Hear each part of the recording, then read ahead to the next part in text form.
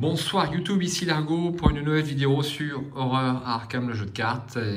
Et pour cette vidéo, ça sera une présentation du deck Preston Fairmont que je joue sur le renouveau de la Zélatrice. Un renouveau de la Zélatrice qui sera sans doute entrecoupé de scénarios cycle Fan-Made 1. Probablement face au Wendigo pour le scénario suivant, et donc j'ai décidé de jouer Preston. Ça faisait un bout de temps que j'attendais de jouer Preston Fairmont. J'aime bien jouer truand, j'aime bien avoir plein de ressources sur ce jeu, ne pas être pris au dépourvu au niveau des sous, et la classe truand m'a toujours plus ou moins attiré par ce côté ressources à gogo, et donc quel meilleur exemple que Preston Fairmont, le millionnaire, avec sa petite voiture. Donc il a un de ressources, enfin un de compétences sur chacune des 4 compétences, donc ça va pas être facile. Il a les traits crépuscule d'argent et mondain, je crois que c'est le seul à avoir le trait mondain à ma connaissance.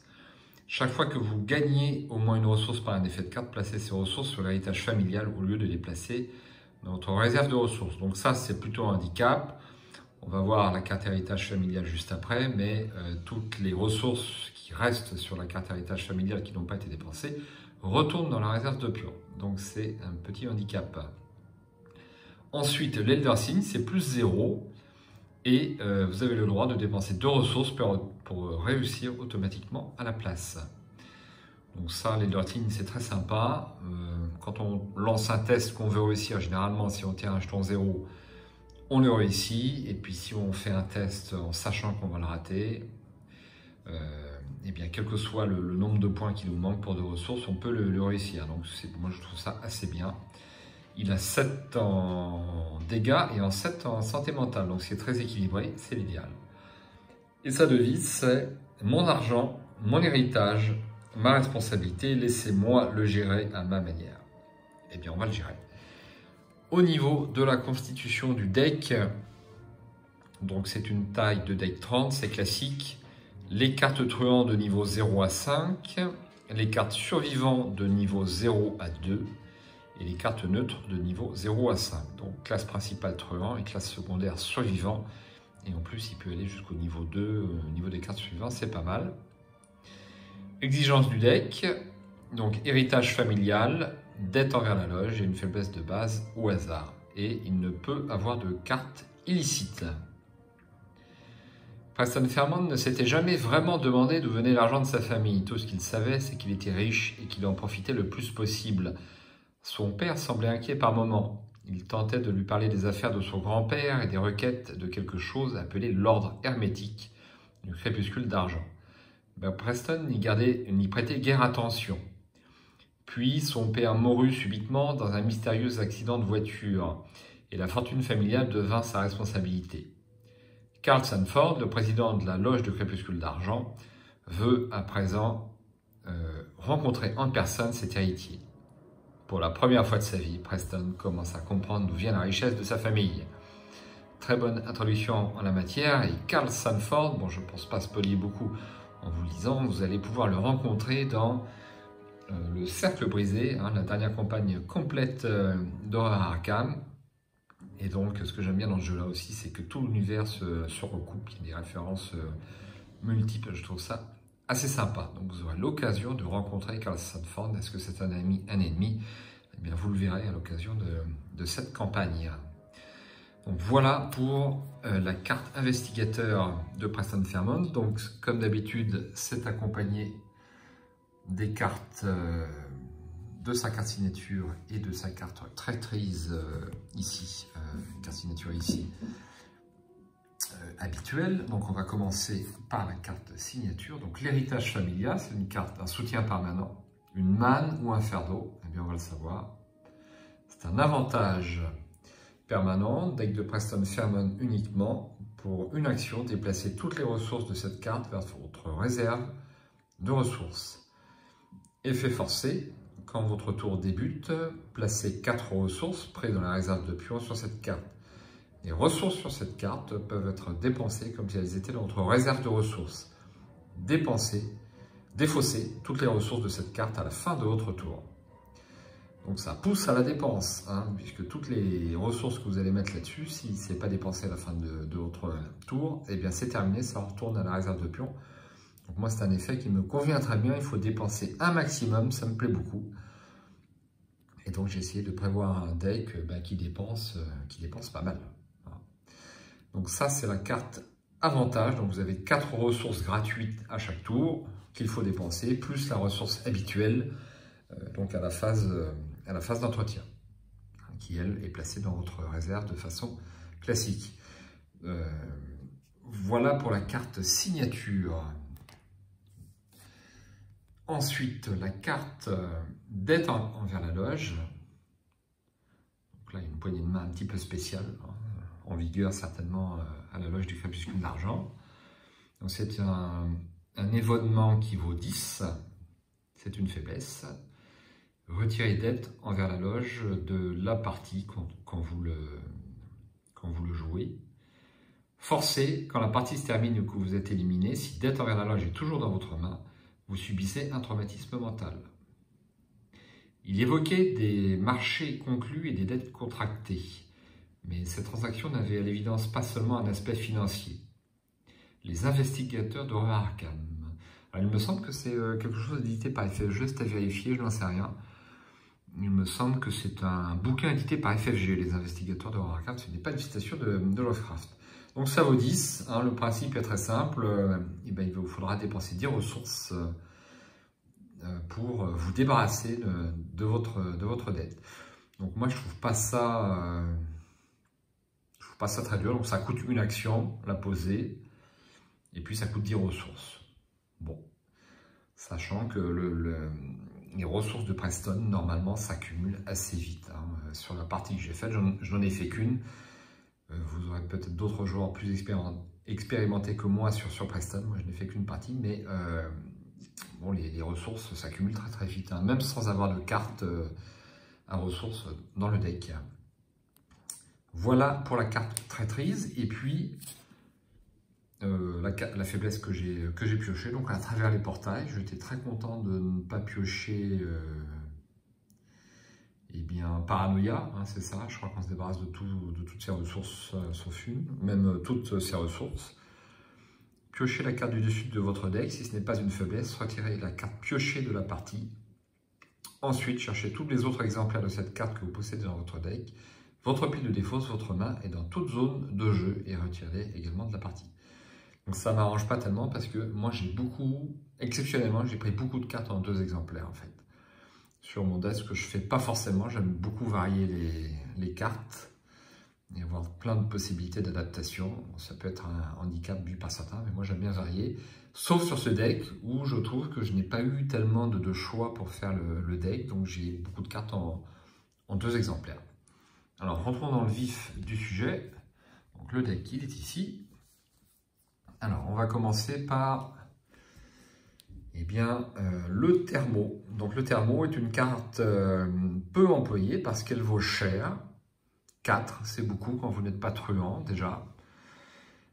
C'est un soutien. Il n'y a que 3 utilisations, 3 provisions. Et pour une action, on peut, en dépensant une provision, on peut soigner ou un dégât, ou un traumatisme, ou une horreur. Et puis si l'investigateur a 2 dégâts, enfin 2 traumatismes physiques ou 2 traumatismes mentaux, et bien à la place, ça soigne 2 horreurs et 2 dégâts. Donc ça prend son envol à partir du moment où les investigateurs sont au 2e ou au 3e scénario avec 2 traumatismes ou plus. Sinon, soigner un seul point de dégâts ou une seule horreur, c'est quand même pas super, super pour 4 ressources.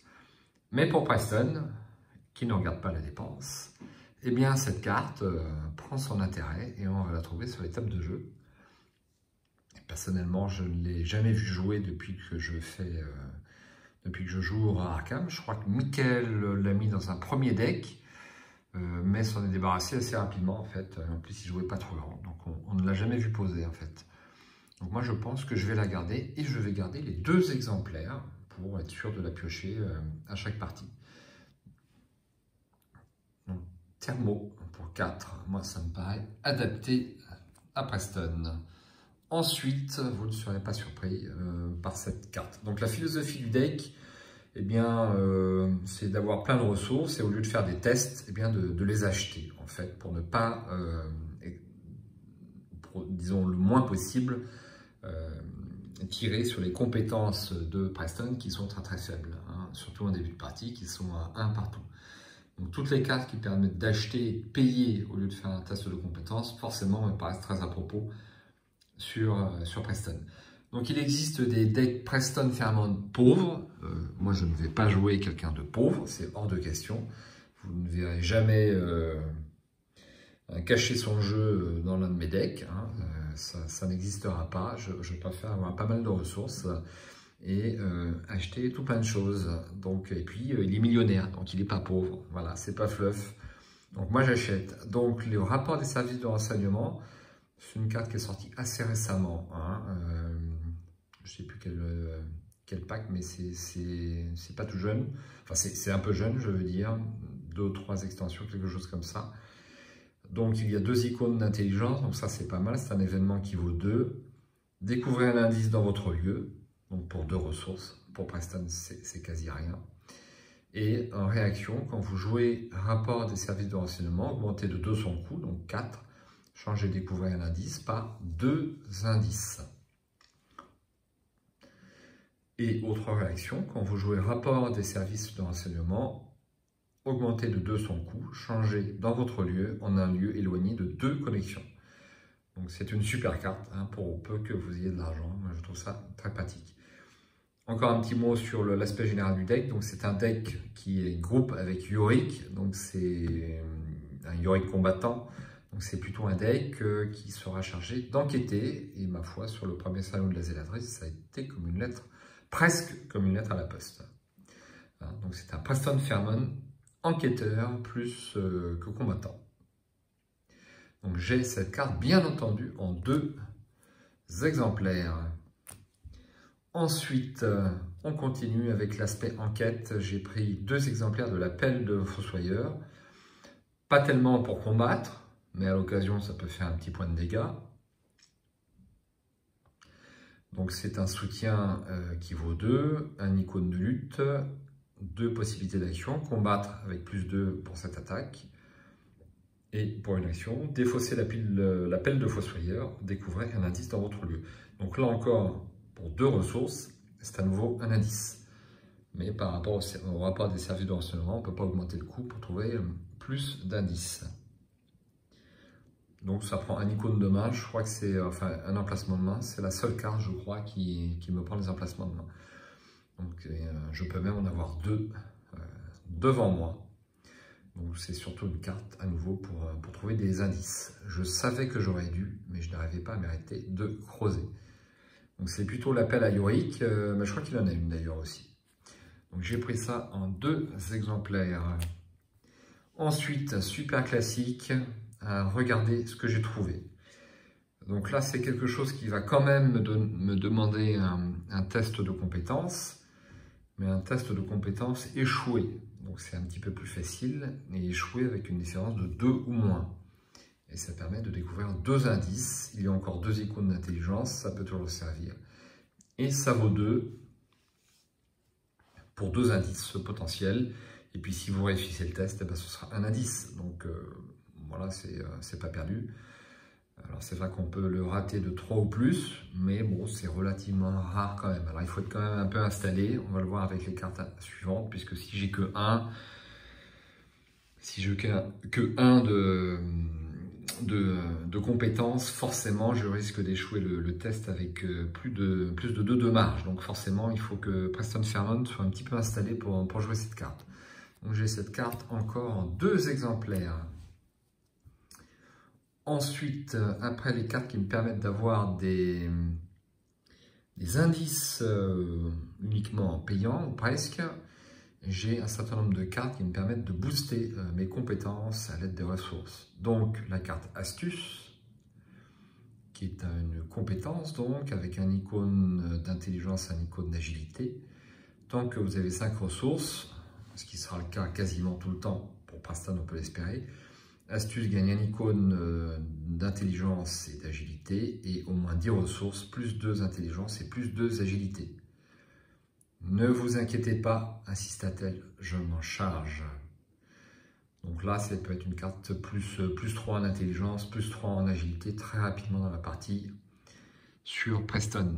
Donc je précise que les ressources qui sont sur l'héritage familial ne sont pas dans la réserve. Elles ne sont pas considérées dans la réserve, donc elles ne comptent pas dans votre total de réserve. Donc il faut peut-être avoir utilisé quelques actions d'héritage familial pour virer les 4 ressources de votre héritage vers votre réserve de façon en début de partie à accumuler un petit pécule. D'ailleurs, les premières actions de Preston, de mon point de vue, sur le premier tour, voire le deuxième, on peut faire l'action virer les 4 ressources de l'héritage familial vers les réserves de façon à commencer à avoir un petit capital, si j'ose dire, pour ce type de carte. Donc là encore, astuce, c'est en 2 exemplaires. Ensuite, à nouveau, une carte en 2 exemplaires, et bien l'épreuve du feu, une carte assez récente aussi. C'est un événement avec un icône joker. Vous ne pouvez jamais réellement savoir ce dont vous êtes capable avant que quelque chose n'essaye de vous manger. Donc on se surpasse avec l'épreuve du feu. C'est une carte rapide. On choisit l'une de ses compétences et on fixe la valeur de base de cette compétence pour l'ensemble du tour à 5. Donc là encore une carte super efficace, un peu chère mais très efficace pour Preston. Donc si j'ai besoin de combattre, je peux avoir 5. Si j'ai besoin de m'évader, je peux avoir 5.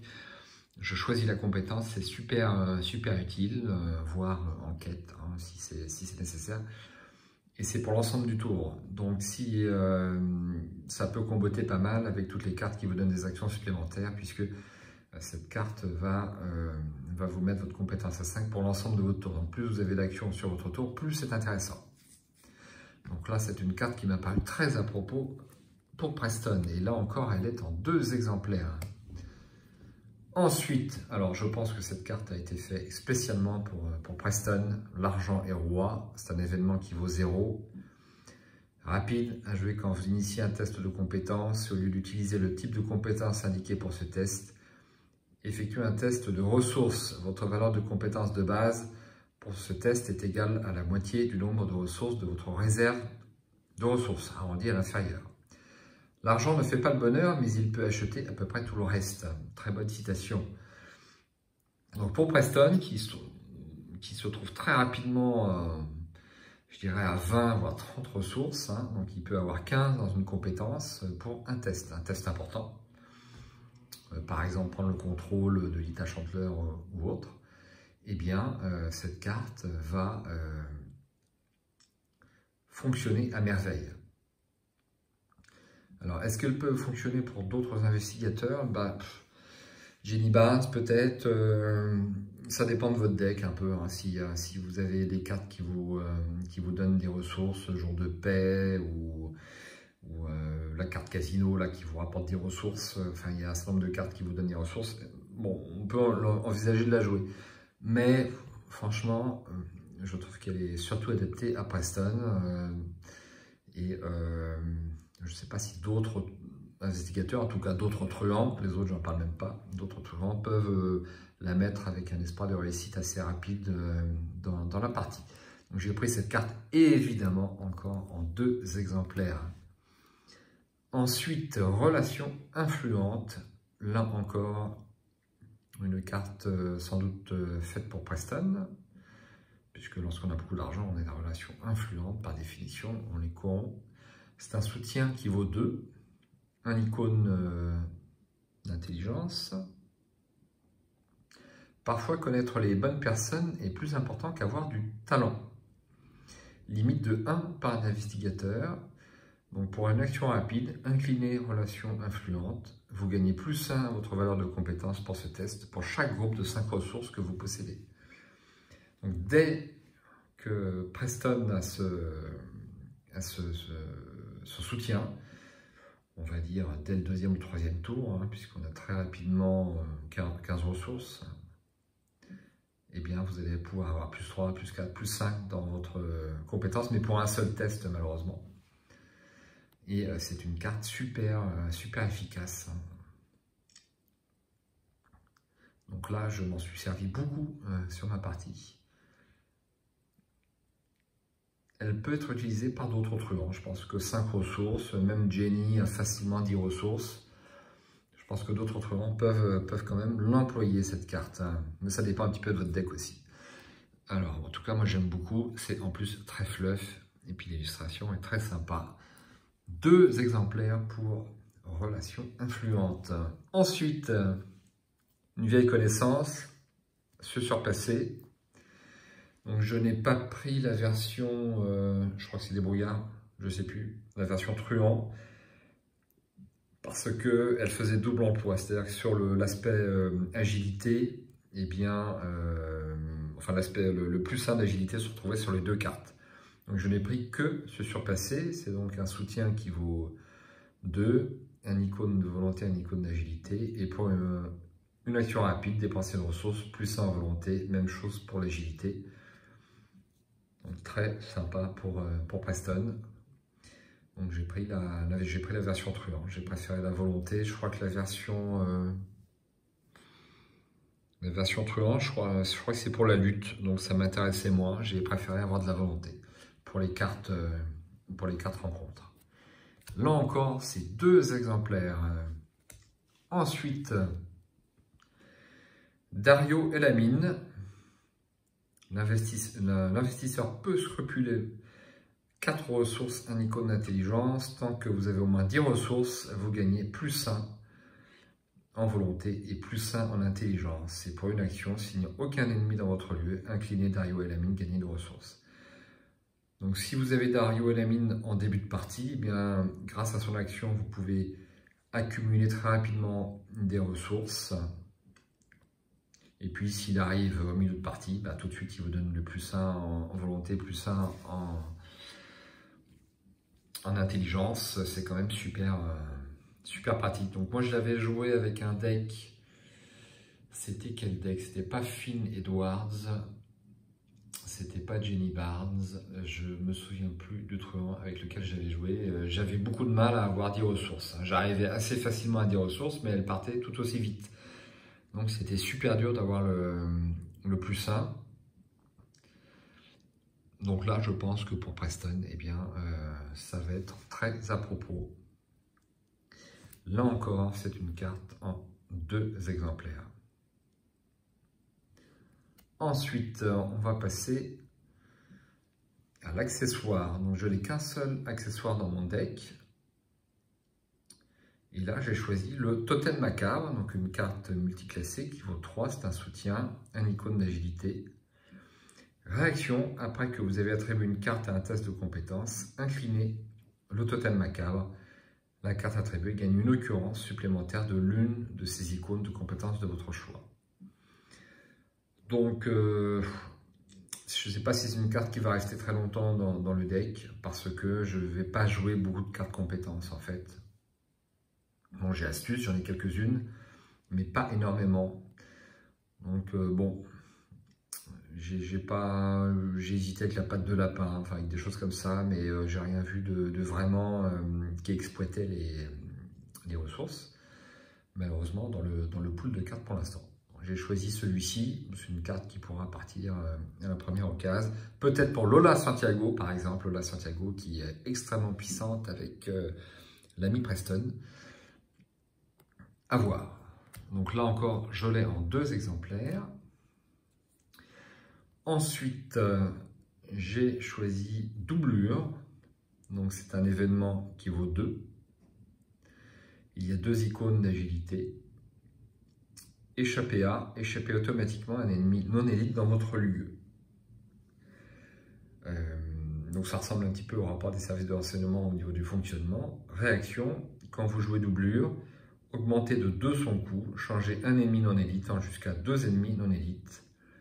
Comme je ne recherche pas le combat, que ce n'est pas un deck de combat, j'ai pris quelques cartes, enfin tout au moins cette carte-là, pour échapper plus facilement et laisser mon ami Yorick s'occuper des ennemis.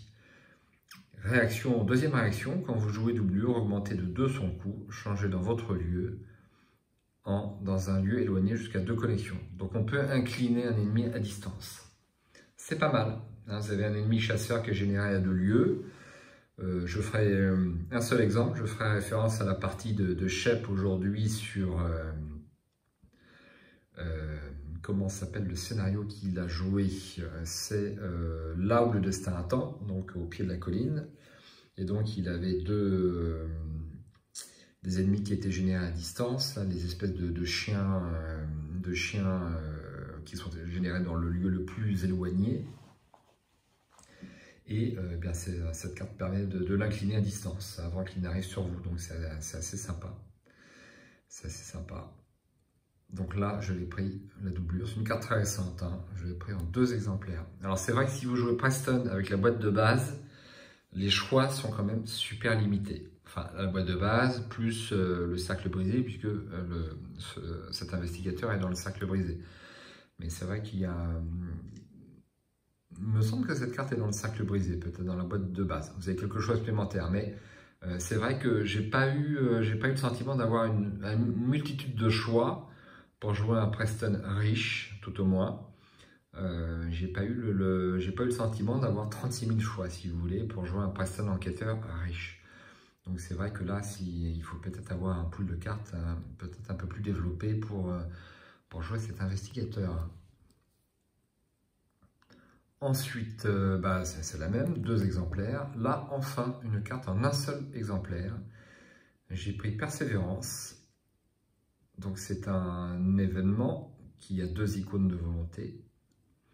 Rapide, à jouer quand des dégâts ou horreurs qui devraient vous vaincre vous sont assignés. Annulez jusqu'à 4 de ces dégâts et ou horreurs. Des mains cailleuses et un cœur déterminé. Voilà tout ce dont elle avait besoin. Donc là, une carte qui pourrait me sortir d'un mauvais pas. Une carte de la dernière chance. Ça peut arriver. Bon, je l'ai prise qu'en un seul exemplaire. Ça vaut 2, c'est pas très cher pour Preston. Ensuite, là, j'ai une carte gratuite. Occupe-toi de celui-là, une carte que j'aime beaucoup.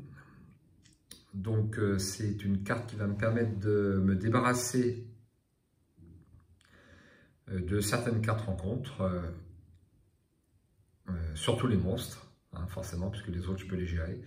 Mais je vais pouvoir refiler mes rencontres, mes mauvaises rencontres à mon copain Yorick pour 0 en plus. Et puis en plus, ça me fait gagner une ressource, donc c'est super.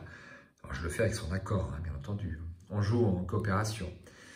Occupe-toi de celui-là. Très très belle carte. Et je l'ai en 2 exemplaires. Et pour finir... une carte pour le fun, j'aime bien toujours mettre une carte pour le fun. Tu m'en dois une, donc c'est un événement avec un icône qui vaut 0, avec un icône d'intelligence, un icône de lutte, un icône d'agilité. C'est une faveur, un stratagème. Ouais, c'est aussi ce que tu disais les 3 fois précédentes. Regardez la main d'un autre investigateur, vous avez le droit de jouer une carte non faiblesse de la main de cet investigateur sous votre contrôle. Si vous le faites, cet investigateur et vous piochez une carte. Donc c'est très sympa, je vais pouvoir aller voir le deck que je n'ai pas de mes petits camarades, enfin en l'occurrence de mon petit camarade, puisque on joue en binôme sur ce deck, et choisir une carte. Alors on va voir si ça fonctionne, hein, si je vois que j'ai vraiment pas de cartes. Enfin j'ai pu consulter le deck hein, qui est joué, il y a quelques cartes qui peuvent fonctionner avec Preston, bien entendu. Encore faut-il qu'il veuille bien me filer la carte.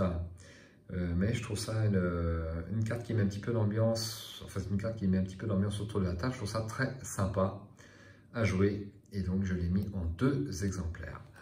Donc voilà pour le deck Preston. Ce deck a bien fonctionné sur une première partie, on verra les suivantes et puis on verra notamment sur les scénarios fan-made si ça fonctionne bien. Et le premier scénario fan-made qui sera joué, ce sera face au Wendigo et j'espère que ce sera très très rapide. Voilà, n'hésitez pas à me faire part de vos remarques sur ce deck. Je ne suis pas un spécialiste, hein. Je ne passe pas mes journées à faire un deck et je ne lis pas tout ce qu'il y a sur les forums pour faire mes decks. Je préfère y aller à l'instinct. Ouais, c'est un deck qui n'est pas peut-être le meilleur du monde, mais l'essentiel c'est d'avoir du fun comme d'habitude sur ce jeu. C'est tout pour ce soir, je vous dis à très bientôt. Prochaine vidéo, probablement une partie à 3 joueurs sur la suite du renouveau Carcosa. J'espère à bientôt sur Horror Arkham, Arkham TV et le monde ludique. J'allais dire Horror Arkham TV, mais non, c'est pas la chaîne belge, hein, c'est la chaîne Arkham TV et le monde ludique. Si ça vous intéresse, je serai présent à l'event le 9 novembre, organisé par la chaîne de nos amis belges Shep et Ryzen. Voilà, pour croiser le fer sur différents scénarios. Au plaisir de rencontrer la communauté, moi aussi, sur cet événement, très sympathiquement organisé par Ryzen, surtout Ryzen et un petit peu Shep, je ne sais pas comment ils se répartissent les tâches, mais c'est du boulot, donc il faut les remercier de s'occuper de cette prestation, parce que ça reste du bénévolat, ils se déplacent de Belgique, c'est vraiment très très sympa. Donc peut-être à bientôt, au 9 novembre, en chair et en os. Allez, à ciao, bonsoir.